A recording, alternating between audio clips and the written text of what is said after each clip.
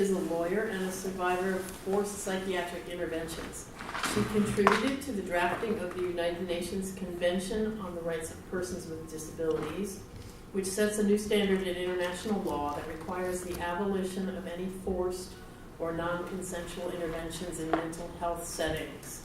She is the founder and current president of the Center for the Human Rights of Users and Survivors of Psychiatry, an organization that advocates and conducts capacity-building activities at national and international levels to promote abolition, collaborates with partners throughout the world in these activities, and contributes to the ongoing development of this standard by the UN. I give you Tina Minkowitz, and thank you for coming. Okay, thank you for having me. So, International Law and the Abolition of Forced Psychiatry is what I've titled this.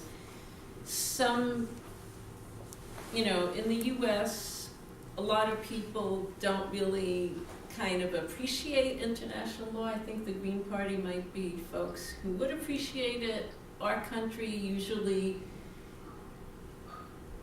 has a pretty poor record of ratifying human rights treaties, and when they do, they try to put a lot of hedges around it, reservations, understandings, and declarations to make sure that you can't do very much with it. Okay, but you do get to go to the treaty body in Geneva and complain to them. Well, not quite complain to them, but you get to tell them all the wrong things your country is doing, and they get to make recommendations, and then you get to use it in advocacy. So I actually have a slide on that later in relation to the US, but I think it's important, even for us in the US, to understand that there is now a standard in international law that's binding on 170 plus countries who have ratified it that requires the abolition of forced psychiatry. So the standard exists in the Convention on the Rights of Persons with Disabilities.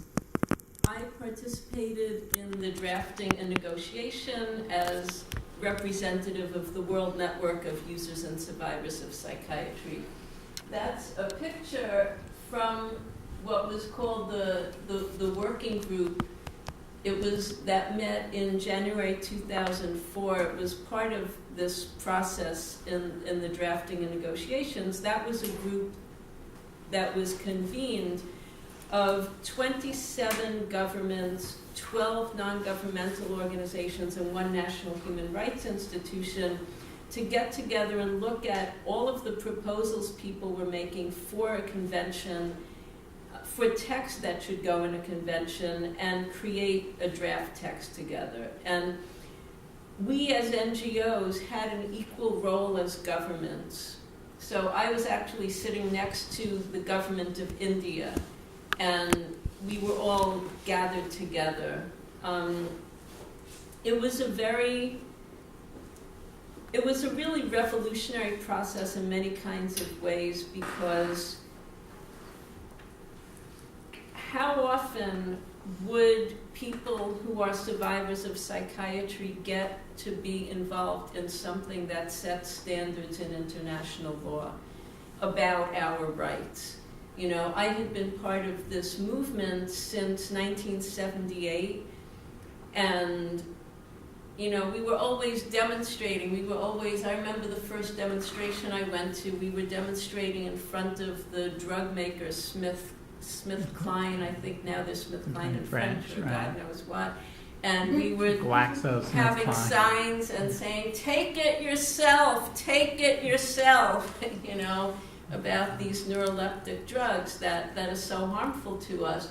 But we didn't have the idea that there was any way to really put this into law, okay? And there had been different constitutional cases in the US and theories.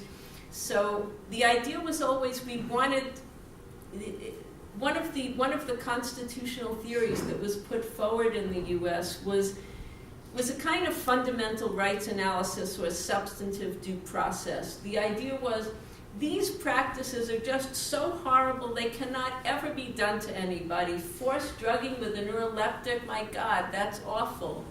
But forced electroshock, but the courts never bought those arguments, because it's just like, well, but you're mentally ill people. What else are we going to do with mentally ill people?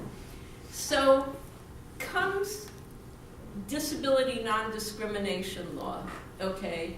In the US, we have the Americans with Disabilities Act. That does include people with mental health conditions, and it also includes the concept of perceived disability. So under the ADA, if you are regarded as a person with a disability, you get to count as a person with a disability. That's how I found myself included in disability non-discrimination law, because I don't identify with psychiatric diagnoses, and I don't identify with the idea of mental illness, but having been labeled with a psychiatric diagnosis, and by virtue of that diagnosis being locked up and forced to take a neuroleptic drug, they were regarding me as a person with a disability and discriminating against me on that basis, taking away my freedom and violating my bodily integrity. So I started to work, over the years. I ended up being in law school from 1998 to 2001. And when I was there, I started to put together disability non-discrimination law and human rights to think about how to put those together to address psychiatric oppression.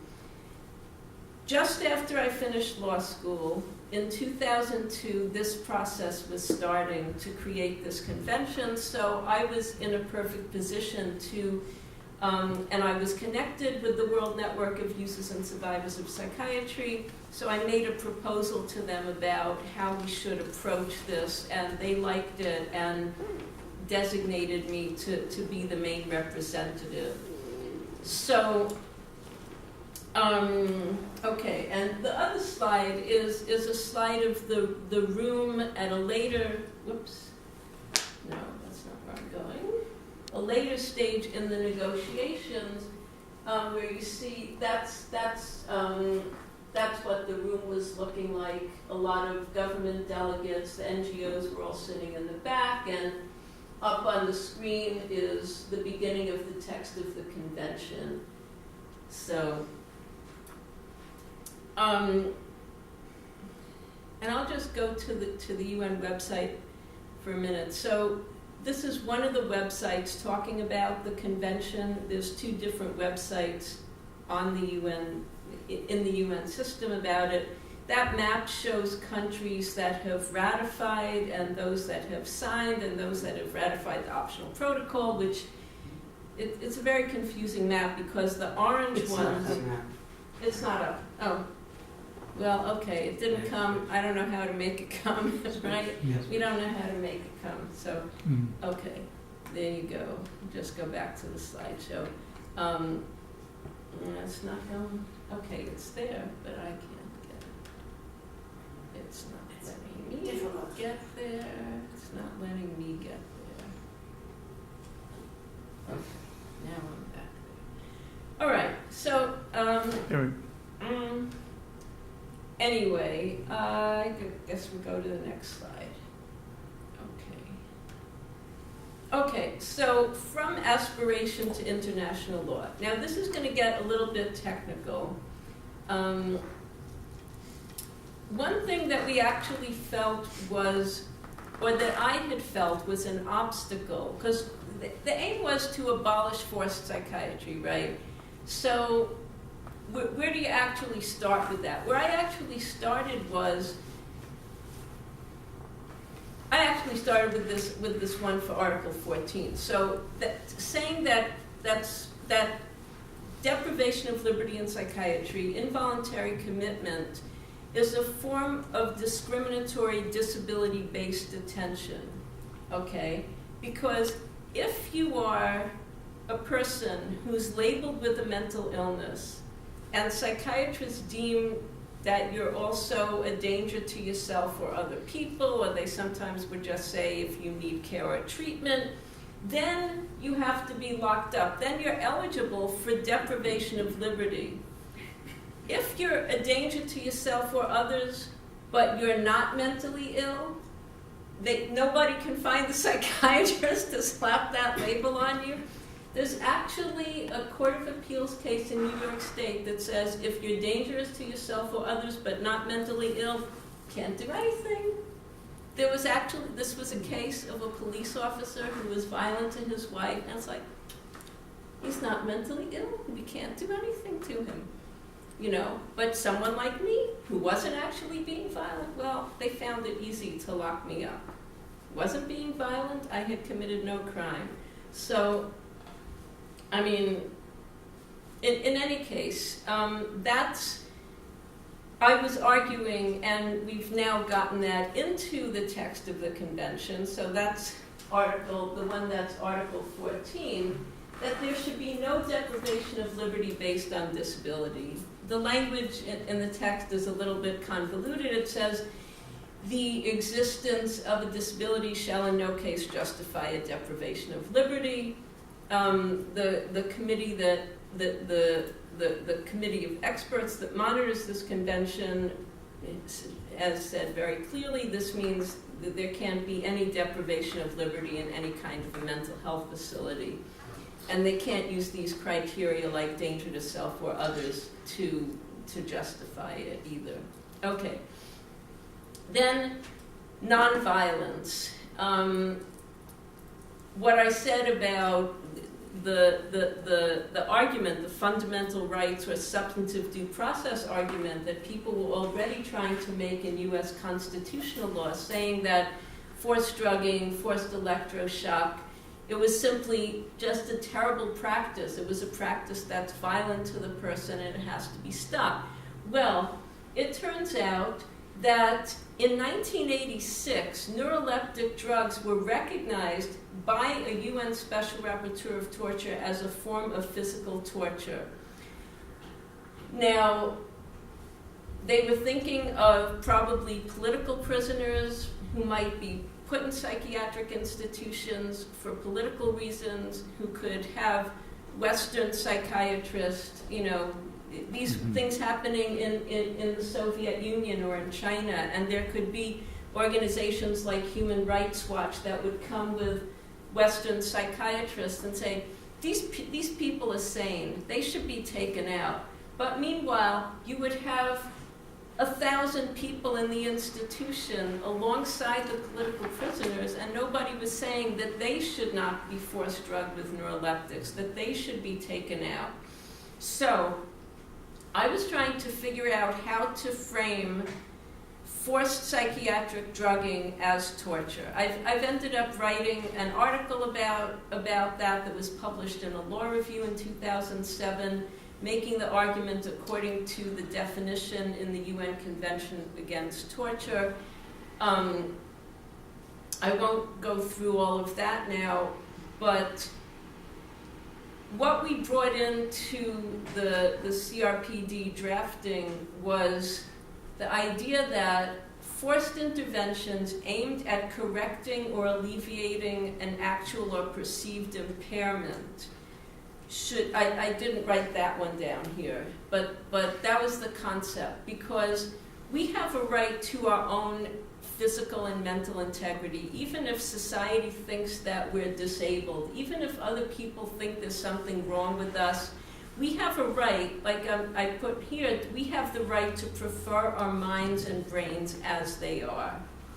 So we didn't get that, the particular way that I framed it, into the text of the convention, but we do have a provision on free and informed consent in healthcare, and the articles on liberty and security of the person and integrity of the person also require equal protection of people with disabilities compared with others. Then we go to that top one, capacity as an obstacle or as a focal point for change. So if we talk about free and informed consent in healthcare, what's the problem? Okay? Like, theoretically, we all have free and informed consent now under U.S. law. Under New York State law, people have a right to free and informed consent in healthcare. That's a Court of Appeals case also. I forget the name of it. But how do they get to do forced drugging to people who are labeled as mentally ill? There's a case called, actually, originally, way back when, including when I was locked up, they just assumed that if you were locked up in psychiatry, you had no rights to anything. They could do whatever they wanted to you. Then there was a case, Rivers versus Katz, Court of Appeals case in 1986, that said that if even involuntarily held people in mental health settings had the right to refuse treatment so long as they had the capacity to make a decision. Now, what does that mean, capacity to make a decision, right? I remember being in the movement then, all of us thought, hey, that's easy. I know very well what I want. It's very clear these drugs are terrible for me. You know, I know what I want, so of course I have the capacity. Well, courts were not agreeing, you know, so I did a court monitoring project in 1997, just before I went to law school, actually, and found it was just in one court, and it was a particularly bad set of judges. Huh? Maxine Duverstein. Right. Yeah. You know, and it was a court that was actually very, you know, pretty unwelcoming to any claims of rights by people in that system. So people were just, you know, and other judges in that court also, in that particular court at that time in Brooklyn, mostly you would find that they would give the psychiatrist an order. Sometimes the person, you know, you would hear a person come in who was the person was himself or herself a doctor or a nurse, and, you know, they're arguing and their lawyer is arguing, you know, my client knows what these drugs do to people, and she's very clear she doesn't want them, you know. Or sometimes people were just more simple and plain spoken. I don't like how it makes me feel. Another woman I remember said, I'm clean and sober. You know, she didn't want any kind of mind-altering substance in her body. Didn't matter. Sometimes they would call the person paranoid for believing the drugs were bad for them. So after that, I had come to the conclusion that the only thing that we needed, what we needed was an absolute ban on forced treatment. And I laugh because now the term absolute ban and absolute prohibition, that's what we're actually using in the international law context, not in the treaty itself, but in some of the jurisprudence coming out of it. But so legal capacity, this idea that somebody could decide you don't have the capacity to make a decision for yourself and take away your right to make the decision, that appeared at that point to me as an obstacle. Yeah. So, easy for me to get up and do it myself. I'm right there.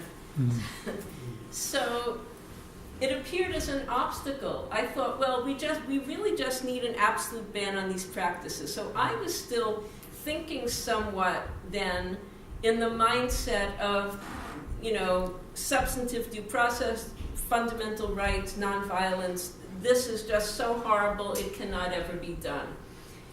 But I was challenged in the process of working on the convention because people with intellectual disabilities and their families who were represented in another organization called Inclusion International, they had developed this concept of supported decision-making as an alternative to guardianship.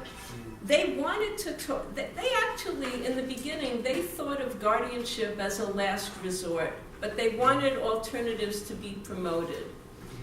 And they wanted it so much that that came into the first document that the NGOs wrote up. So a lot of stuff that I put forward for World Network came in, and this piece came into us. So I was like, okay, we just have to deal with legal capacity. What are we going to do?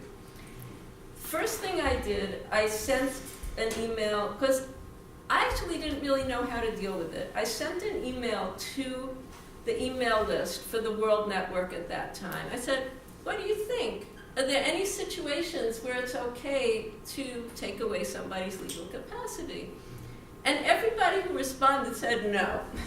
No, it's not okay. We don't ever want our legal capacity taken away. So I thought, okay, good enough for me. We'll say can't ever take it away. And I remember talking to two of my colleagues and friends in particular, both of whom actually live on Long Island, Sherry Darrow and Kim Darrow. They were not married yet at that time, but I was talking to both of them separately. Sherry is another activist who I'm still close friends with, and Kim was a lawyer. He passed away a few years ago. He was one of the really good MHLS lawyers who was sticking up for people facing these situations in court. And I mean, I don't know. Long story short, Kim was helping me figure out some of the details of saying, no, like you really can't make any kind of, helping me to stay strong on that there can't be exceptions, because he saw people in guardianship cases also, and how they would be dealt with in court. And with Sherry and I together came up with the concept of supported decision-making from our perspective. So neither of us can remember who, I remember her saying it, she remembers me saying it. So one of us said, it's okay if somebody helps you make a decision. It's okay.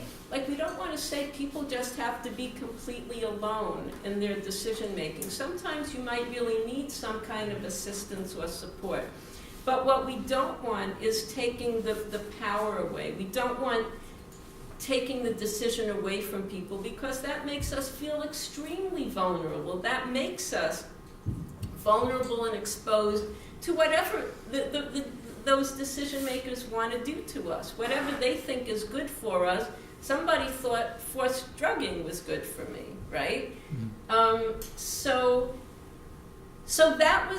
we brought in, on our own, this concept of supported decision-making, and that, together with the people from Inclusion International, we were the two constituencies that were part of this process of drafting the convention that were affected by this deprivation of legal capacity. And the two of us, standing strong together and putting forward an alternative, we were able to make this come into international law. And that's actually, because that's actually considered in many ways the biggest paradigm shift, that people were able to see, okay, we really don't have to do things to people against their will. We don't have to take people's power and autonomy away from them. Instead, we offer them support. And part of what we accept also,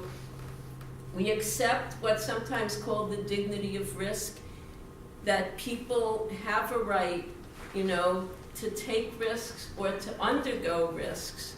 And every one of us is ultimately responsible to ourselves, not to other people for what we do to ourselves, but to ourselves. Mm-hmm. If I don't take care of myself, really there's nobody else in the world who's gonna. And that's just a human, that's just part of being human.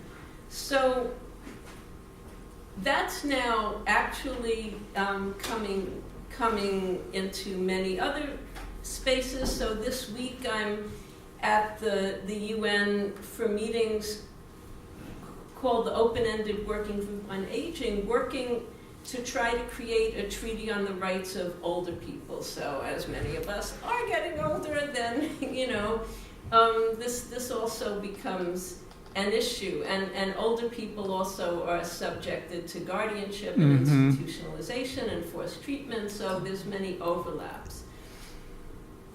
Now, I put in a lot of links, but I guess it's not going to let me do that. So the UN Committee on the Rights of Persons with Disabilities that I mentioned, that's every human rights treaty of the United Nations. Part of what it does is that it establishes an international monitoring body. It's a committee of independent experts. They're required to serve in their personal capacity, can't be more than one from any country. Right now, it's because of the number of states, parties, countries that ratified, it's 18 experts. That's the maximum. And what they do, they're in charge of interpretation of the convention and also reviewing the reports of countries and making concluding observations and recommendations.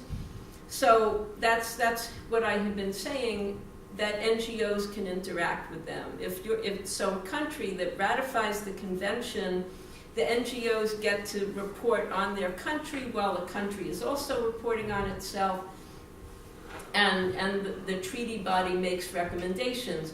They're also in charge of resolving ambiguities and making explicit what was implicit. So we did not put into the convention or even try to put in specific language saying that states commit to abolishing forced psychiatric interventions, because what would have happened if we did that? What would have happened if I came to the UN in 2002, before any of this, and said, okay, we want states to write in this treaty, we commit to abolishing forced psychiatric interventions.